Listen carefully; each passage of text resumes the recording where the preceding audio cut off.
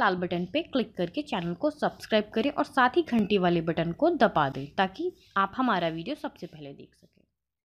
सस्ते दामों में भोजपुरी के ऑडियो वीडियो बनाने के लिए तथा गाना खरीदने के लिए संपर्क करें। धन्यवाद। नमस्कार भैया लोग, रुआ सबके स्वागत बार और पसंदीदा चैनल भोजपुरी एंटरटेनमेंट पर। तो आज हम बताइए खेसारी लाल यादव जी के बारे में, बोलबम सॉन्ग के बारे में। तो चलिए भैया वीडियो के देखो लाइक और चैनल के अभी तक नहीं के सब्सक्राइब तक कर ली सब्सक्राइब। जी भैया कल एक गाना रिलीज भइल रहे खेसारी लाल यादव जी के टेम्पू पे और वो गाना बोलबम के रहे। वो गाना के बहुत अच्छा रुआ लोग पसंद कैनी और खातिर रुआ सबके बहुत बहुत धन्यवाद। और अब हम जो रुआ लोग की एक न्यूज़ देवे वाले बानी, बहुत ही बढ़िया न्यूज़ बा कि खेसारी लाल यादव जी के और एक बोलबम पे गाना आ रहा बा। जी हाँ भैया, और एक जबरदस्त गाना आ रहा बा।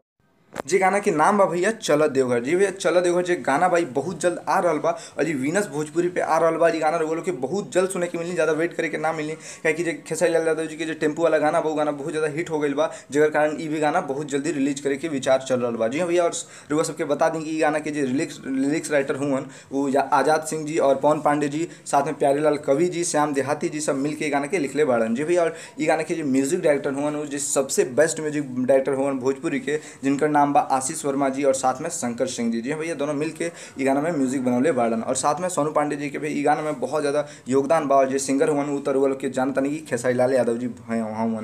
जी भैया खेसारी लाल यादव जी के बहुत सारा सॉन्ग आई, बोलूँ कि बहुत ज़्यादा सॉन्ग आई। और जो ई गाना बा भैया, ई गाना रुआ लोग जरूर सुनिए और ये गाना रुआ लोग की जरूर बहुत जल्दी देखे के मिले। तो भैया आज की इस वीडियो में बस इतना बताइए। हमारा उम्मीद बा कि रुआ लोग की वीडियो अच्छा लगल बा। तो बहुत बहुत धन्यवाद ये वीडियो के देखे खातिर। रुआ लोग अपन ख्याल रखें और हमारे सबसे फिर मिला अपन दूसरा वीडियो लेके। तो बहुत बहुत धन्यवाद भैया, रुआ लोग अपन ख्याल रखें।